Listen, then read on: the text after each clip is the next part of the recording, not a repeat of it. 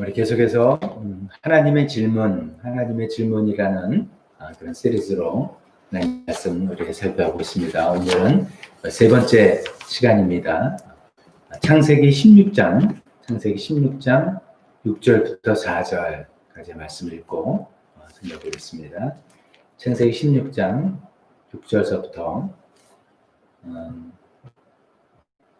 14절까지 읽으려는데 좀 긴 것 같아요. 9절까지만, 6절에서 9절까지만 읽겠습니다.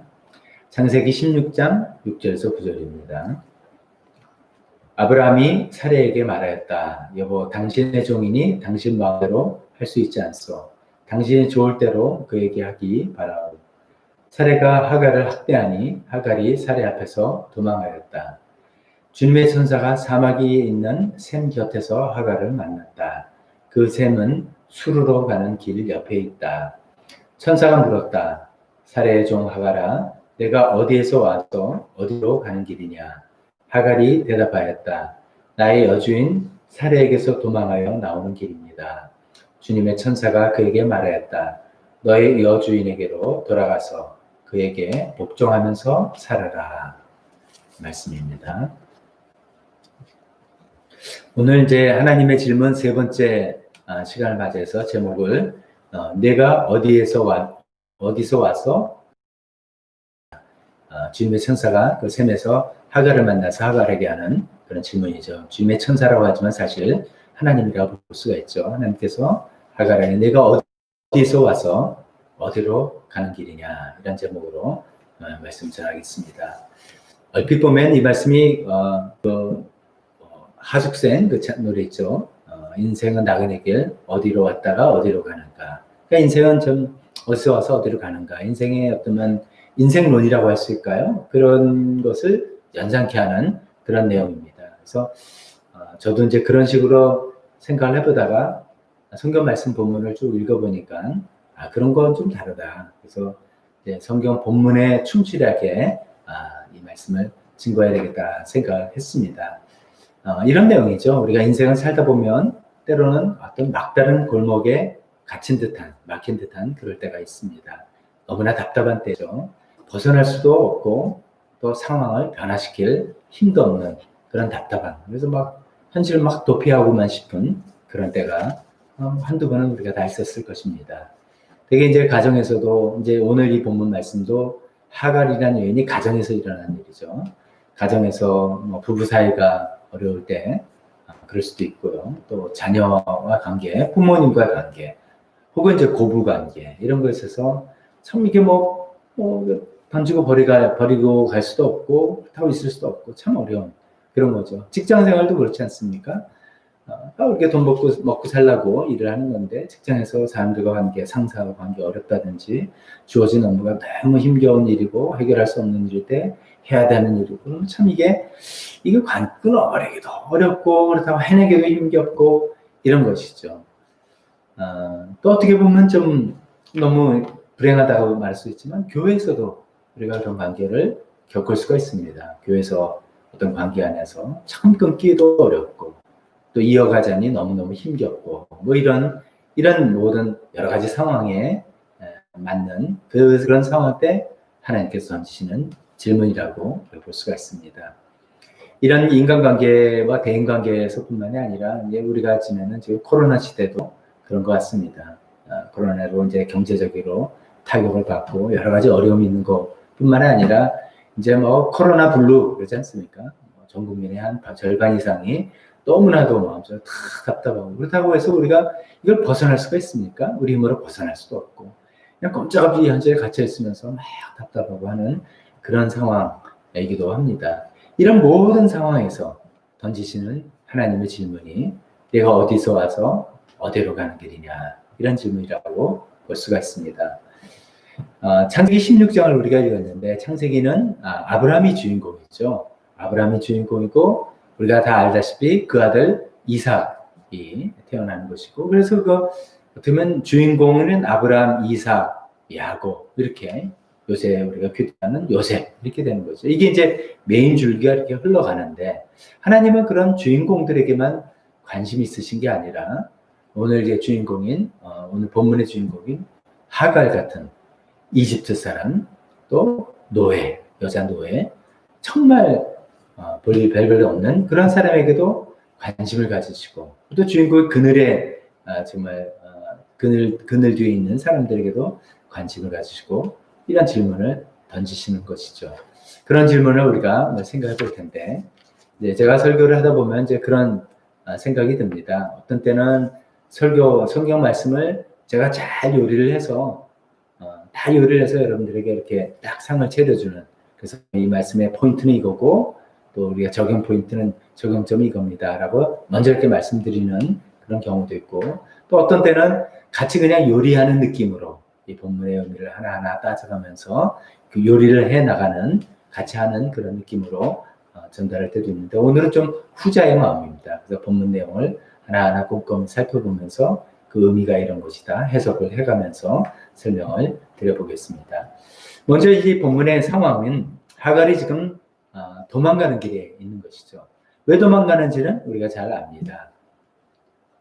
주인 집에, 이집트 노예로서 그 집에 이제 어떻게 흘러 들어와서 살고 있는데, 아브라함의 아들을 낳아주는, 우리식으로 말하면 시바지죠. 그 역할을 하게 요청을 받았고, 또 그래서 이제 잠자리를 하고 아기를 갖게 된 것이죠. 좀 여종이라고 하지만 노예입니다. 노예에서 어떻게 보면 안주인의 주인의 자녀를 갖게 됐으니까 신분 상승의 기회가 될 수 있는 것이죠. 그래서 이제 마음이 좀 우쭐해지고 높아졌습니다. 근데 이제 마음을 다스리지 못하니까 이런 것이 실수와 잘못으로 나타나서 자기 여주인인 사례를 깔보게 되고 이렇게 됐죠. 사례는 또 얼마나 속이 상했겠습니까? 이런 상황도 좀 힘든데, 그래서 이제 아브라함에게 얘기했더니 아브라함은 당신 편할 대로 하시오 라고 얘기해서 아브라함의 묵인하에, 남편의 묵인하에 지금 하갈을 학대했다 이렇게 됐습니다. 어떤 학대 구체적인 모습인지 모릅니다만 여자가 그 독한 마음을 먹고 학대를 한다면 굉장히 무서울 것 같습니다. 그렇게 여러 가지 짐작이 됩니다. 오죽했으면 그걸 견디다 못해서 집에서 그냥 무작정 도망을 치게 된 것이죠. 그런 사정에서 이제 하갈은 지금 도망을 치고 나가는 것이죠. 근데 이제 그 도망치는 하갈을 하나님께서 만나게 됐는데, 어디서 만나게 됐는가? 사막에 있는 샘 곁에서 하갈을 만났다라고 됐는데, 우리 이제 세번역 성경엔 샘 곁에서 하나님의 하갈을 만났다 이렇게 표현되어 있는데, 그 만났다라고 써 있는 히브리 원어는 사실은 찾았답니다. found입니다. 그러니까 의도적으로 하나님께서 하갈을 찾아내신 거죠. 거기서 찾아냈다 이렇게 생각하시는 것이 더 나을 것 같습니다. 잠깐만요. 이게 소리가 찾으신 건데요. 이 샘 이름이 수루로 가는 길에 있었다. 그 샘은 수루로 가는 길 옆에 있는 샘이다 라고 하는데, 굳이 이런 인포메이션을 제공하는 이유는 우리가 그림을 그려볼 수 있게 하는 것이죠. 이 수루는 그러니까 가나안에서 남쪽 이집트로 가는 그 길목에 있는 지역입니다. 그 수루는 그러니까 이제 하갈로서는 본능적으로 자기 고향인 이집트 쪽으로 방향을 튼 것이죠. 그런데 이 샘 곁에 있는 이유는 수루라는 지명의 뜻은 벽, 담 이런 뜻입니다. 그러니까 그것을 의미하는 바는 뭐냐면, 본능적으로 고향을 이렇게 가는데 고향 가는 길에 어떤 담이 있고 벽에 가로막힌 듯한, 그 이유는 뭐냐면, 지금 아기를 가진, 어쩌면은 이런 상태로 고향에 돌아가면은 노예 신분이에요. 여전히 이집트에서도 노예였고, 노예인데 미혼모 노예.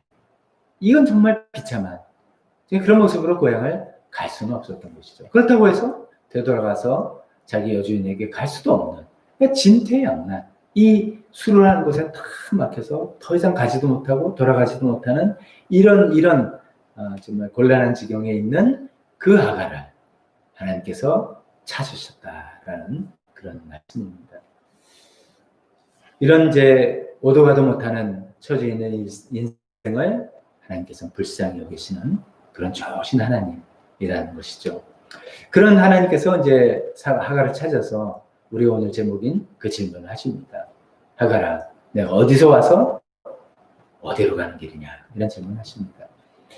이제 두 가지 질문이죠. 어디서 와서 어디로 가는 길이냐라고 하는 질문인데 첫 번째 질문에는 쉽게 대답할 수 있습니다. 왜냐면 뻔하니까 내가 벌써 대답합니다. 여주인 사례로부터 도망가는 길입니다. 라고 대답할 수 있었지만 두 번째 질문, 그럼 너는 어디로 가는 길이냐? 이 질문에는 도무지 대답을 할 수가 없었습니다. 어디로 가야 될지 모르고 사실은 갈 곳이 없는 하갈이었기 때문입니다. 그래서 대답을 못하고 묵묵히 있는 그런 하갈인 것이죠. 그 하갈에게 하나님이 답을 해주시는 겁니다. 하나님이 뭐라고 하시냐면 9절에 너는 여주인에게로 돌아가서 그에게 복종하고 살아라. 여주인에게로 돌아가서 그에게 복종하고 살아라. 이렇게 답을 주십니다. 네가 돌아갈 길은 주인 집이다 라고 얘기하시는 것이죠. 여러분 어떻게 생각하십니까? 좀 하나님이 좀 너무하다고 생각하지 않습니까? 하갈이 얼마나 힘들었으면 지금 내가 여주인 집에서 도망가는 길입니다 라고 성경에는 딱 그렇게 되어 있지만 아마 우리가 저와 여러분 같았으면 그냥 그 한마디로 끝나지 않았겠죠. 그러면서 구구절절히 자기가 얼마나 고생을 하고 힘들었고 억울한 일 당하고 부당한 일 당하고 했던 걸 다 해서 마치 편들어 달라는 식으로 동조해 달라는 식으로 이야기했을 것입니다. 그걸 다 들으신 하나님께서 그럼에도 불구하고 여주인에게 돌아가라 할 때는 아니 그럼 내가 다시 그렇게 고생해서 오죽했으면 나왔는데 그걸 다시 들어가서 그냥 고생을 계속하라는 그런 말입니까? 라고 생각될 정도로 한편으로 보면 되게 야속한 그런 말이기도 하죠.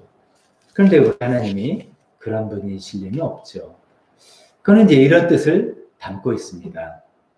우리가 요새 주일날 이제 고린도전서 쭉 살펴보고 있는데 첫 시간에 우리 고린도전서 중에서 잘 알려진 몇 가지 말씀을 한번 쭉 살펴봤죠. 그 중에 10장 13절 살펴봤지 않습니까? 우리가 어려운 일 당할 때 하나님께서 나에게 감당할 만한 시험만 주신다. 뭐 그런 말씀이었죠. 정확히 읽어보면 이렇게 되어 있습니다. 여러분이 감당할 수 있는 능력 이상으로 시련을 겪는 것을 하나님은 허락하지 않으십니다. 그러니까 우리가 겪는 어떤 일, 나는 굉장히 힘든, 도저히 감당이 안 돼요 라고 하지만 하나님 입장에서는 감당할 수 있다라고 보시고 또 감당할 수 있는 힘을 더 보태주시는 그런 말씀이죠.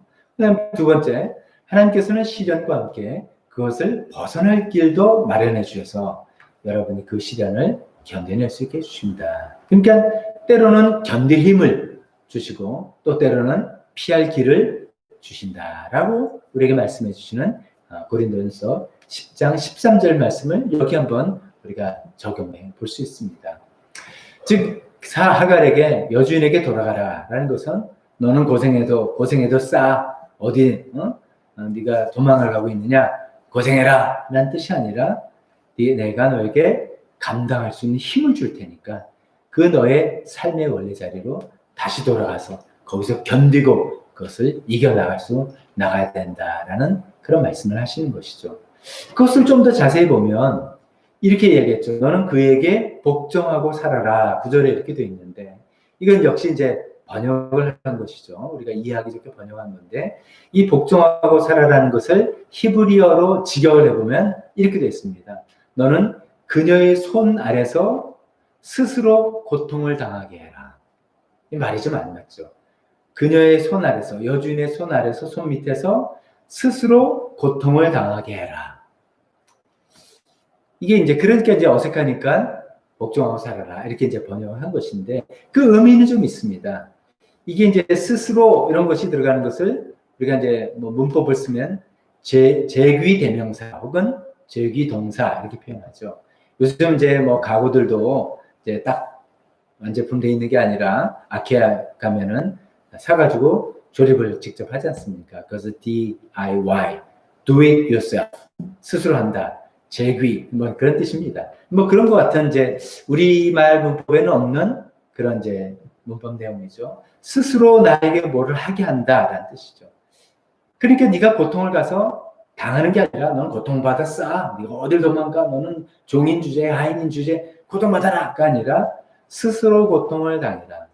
이것은 네가 할 수 없는 운명의 굴레 밑에서 그냥 어쩔 수 없이 할 수 없이 당하는 그런 일이 아니라 이제는 완전히 새로운 마음으로 그 고통을 선택하고 자발적으로 받아들여서 왜? 그것이 나의 하나님께서 허락하신 삶의 위치고 삶의 자리라는 것을 인정하고 내가 그것을 할 때 하나님께서 견딜 힘을 주시리라는 것을 믿기 때문에 그것을 자발적으로 스스로 그 자리에 들어가서 그 고통을 기꺼이 감내하라라고 말씀하시는 것입니다.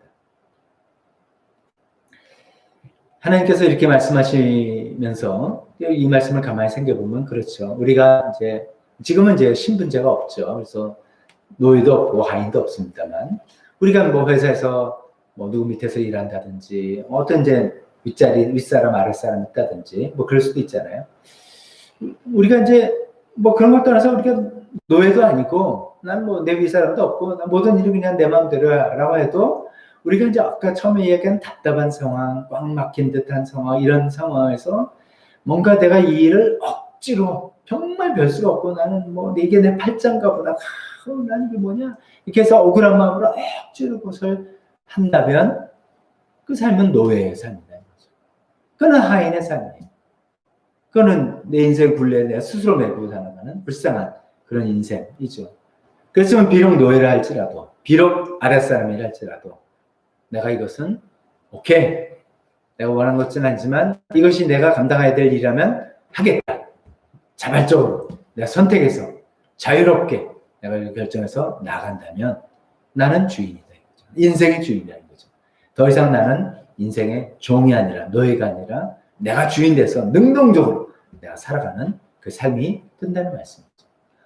하나님께서 하갈에게 하신 말씀이 그런 것입니다. 너는 어디로 가느냐 좀 모릅니다 할 때 여주인에게 돌아서 복종하고 살아라. 라는 말씀은 고생바가지로 해라 라는 뜻이 아니라 그것이 너의 삶의 위치다. 너는 그걸로 돌아가되 거기서 너는 더 이상 어쩔 수 없는 자리에서 난 이게 뭐냐라고 낑낑대면서가 아니라 이제 이것이 하나님께서 나에게 정해준 위치니까 하나님께서 또 이것을 감당할 힘도 주신다고 내가 믿고 그것을 능동적으로 자발적으로 그 일을 수행하고 맡아서 나가라. 그것이 너가 갈 길이다 라고 이야기하시는 것이죠. 하나님께서 이렇게 말씀하시는 이유는 아까 고린도전서 10장 13장 때 우리에게 고난이 올 때 두 가지 견딜 힘을 주시거나 피할 길을 주신다라고 했을 때 근데 우리는 피할 길을 대부분 원합니다만 사실 우리가 돌이켜 봅시다. 우리가 어려운 일을 당겼을 때 하나님께 간절히 했을 때 그때 갈 때마다 피할 길을 싹싹 하나님께서 열어주셔서 가신 분들도 없지는 않겠지만 사실은 숫자적으로 따져보면 더 많은 시간은 피할 길을 주시는 게 아니라 감당할 힘을 주셨습니다. 그래서 이게 길이 열리지 않고 응답이 안 되고 그래서 괴롭게 막 했지만 그러다가 어떻게 시간이 지나서 나중에 보니까 그걸 내가 견딜 수 있는 힘이 내가 생겨서 상황은 똑같은데 넉넉히 내가 버티고 서 있는 그런 사람이 되었다. 이것이 우리 많은 간증이지 않습니까? 대부분 그런 것 같습니다. 하나님께서 하갈에게도 그렇게 이야기하시는 이유가 대부분 경우 고통은 답답함과 어려움은 피하는 것으로 해결하기보다는 견뎌나갈 때 훨씬 더 아름다운 열매를 맺게 되기 때문인 것 같습니다. 피해서 얻는 열매보다는 그 어려움을 회피해서 갖게 되는 열매보다는 그건 열매라고 할 수도 없죠.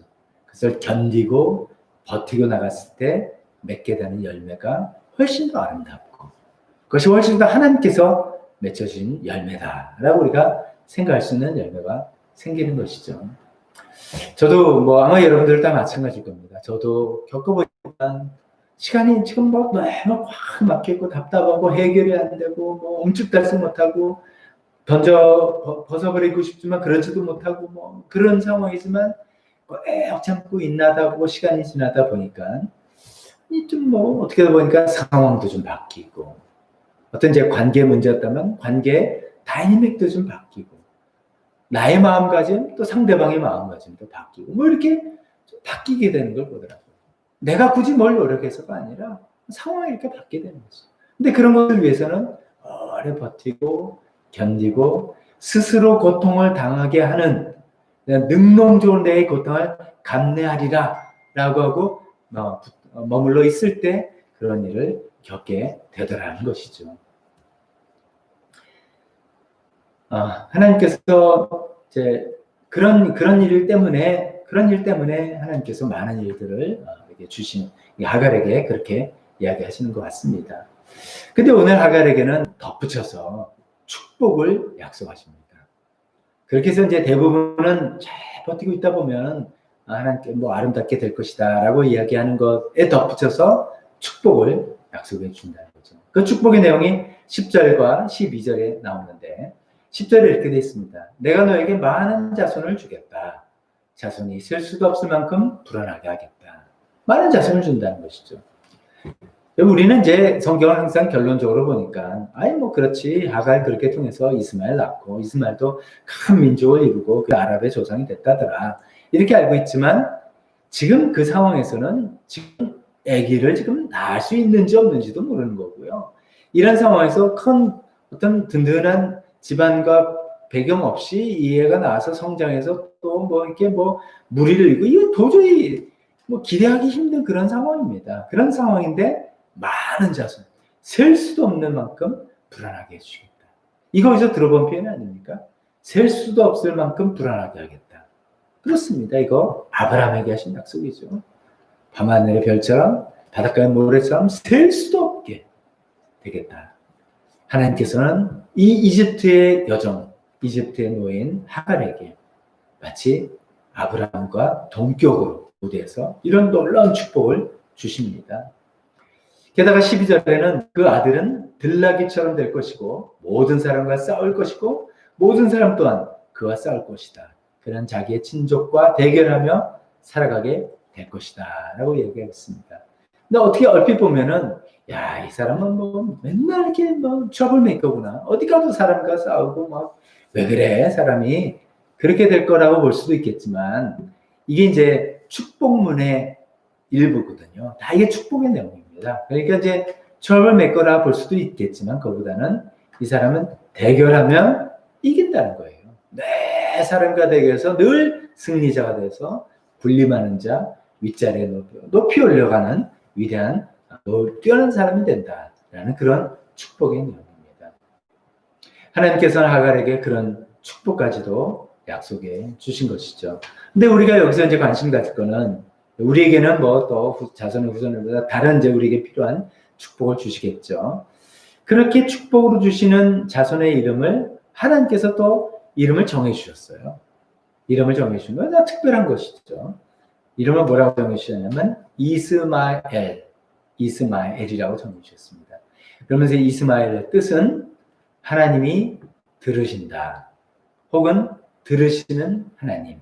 이렇게 됩니다. 엘은 하나님이니까 하나님이 들으신다. 혹은 들으시는 하나님. 그럼 목적어가 빠졌죠. 목적어. 무엇을 듣느냐? 무엇을 듣겠습니까? 이 하갈의 고통을. 이 하갈의 눈물의 통곡을. 이 하갈의 답답함을 하소연하는 이 하소연을 하나님께서 다 듣고 계신다.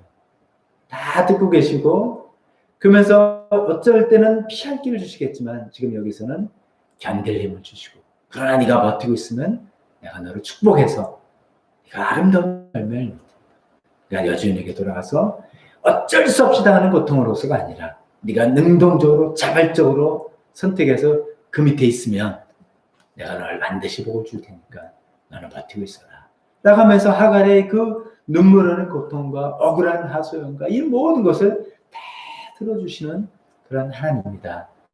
그 하나님의 이름을 그렇게 이야기하면서 네 아들을 이스마엘이라 져라 라고 이야기하셨습니다. 즉 아들을 낳아서 이스마엘아 부를 때마다 내가 믿고 섬기는 하나님은 나의 모든 고통과 신음과 아픔과 하소연을 다 듣고 계시는 들어주시는 그런 좋으신 하나님이라는 것을 알려주시는 것이죠. 뿐만이 아닙니다. 이제 그 이야기를 듣고 이제 하갈이 얼마나 위로받았겠습니까? 하갈 입장에서 참 오도 할 데 없는 그런 곳에 하나님이 자기를 탁 나타나서 내가 너를 찾았다 이야기해 주시고 너 어디 가느냐 할 때 갈 곳이 사실 없다 할 때 방향을 제시해 주시고 그것이 힘들었지만 하나님께서 힘을 주시고 축복을 주시고 약속을 주신 거죠. 그런 하나님은 하나님 이름도 네 아들 이스마엘이라 라고 내가 너의 고통을 다 듣고 있다 이런 것을 계속해서 말씀해 주시는 그 하나님의 경험은 얼마나 마음이 뿌듯하고 든든했겠습니까? 그래서 마지막 13절에 하갈이 이렇게 반응합니다. 하갈은 내가 여기서 나를 보시는 하나님을 뵙고도 이렇게 살아서 겪은 일을 말할 수 있다니. 하나님 보면 다 그 거룩하심에, 그 완전하심에 그냥 죽게 된다. 이렇게 생각하는 그런 일반적인 생각에 내가 하나님을 만났는데, 주의 천사를 만났는데도 멀쩡하게 살아있다니. 이렇게 얘기한 거죠. 근데 그러면서 자기에게 말씀하신 주님을 보시는 하나님, 보시는 하나님이라고 이름을 지어서 불렀다. 하나님은 보시는 하나님입니다. 뭐 이렇게 불렀다는 것이죠. 이 보시는 하나님이 이제 이브의 말로 엘로이입니다. 뭐를 또 봅니까? 보면 뭐를 봅니까? 그럼 또 보겠어요. 목적어. 하갈의 딱한 처지. 하갈의 오도 가도 못하는 그 처지. 불쌍한 처지. 이것을 다 지켜보고 계시고, 하갈의 그 하소연하는 소리를 다 들어주시고, 그 통곡하는 울음을 다 듣고 계시고, 하갈의 억울하고 딱한 처지를 다 돌봐주시고, 방향을 제시해 주시고, 약속을 해주시는 그런 좋으신 하나님이라는 것이죠. 하나님은 이스마엘의 하나님이죠. 고통의 하소연을 들으시는 하나님. 하나님은 엘로이 하나님이십니다. 우리의 딱한 처지를 돌보시는 하나님이십니다. 그렇게 하나님이, 하갈이 하나님을 체험하고 난 다음에 하나님의 말씀대로 여주인 아브라함 집으로 돌아갑니다. 집으로 돌아갔을 때 그 집안의 분위기를 한번 여러분 상상해 보십니까? 어떤 분위기가 됐을까요? 이제 하갈이 며칠 동안 이제 집을 가출했는지 모르지만, 뭐 집에서 좀 나이가 났었겠죠. 아브라함하고도 좀 싸웠을지. 당신 뭐 너무 심하게 해서 그렇게 나가면 어떻게 해? 우리 집안에 후손이 거기 뱃속에 있는데 뭐 이랬는지도 모르겠습니다.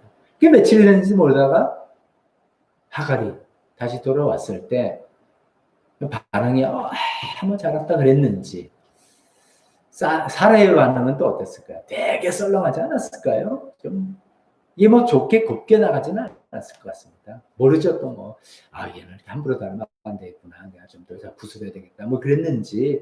근데 대부분은 뭐 아닐 것 같아요. 그 당시에 뭐 너무 모진 이야기도 나왔고, 뭐 어쩌고저쩌고 얘기 들었을 것입니다.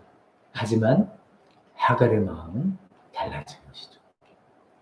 예전 같으면은 그 살해, 그 학대를 견디지 못해서 뛰쳐나갔다면, 이제는 자발적인 마음, 이 고통을 내가 감내하리라. 왜?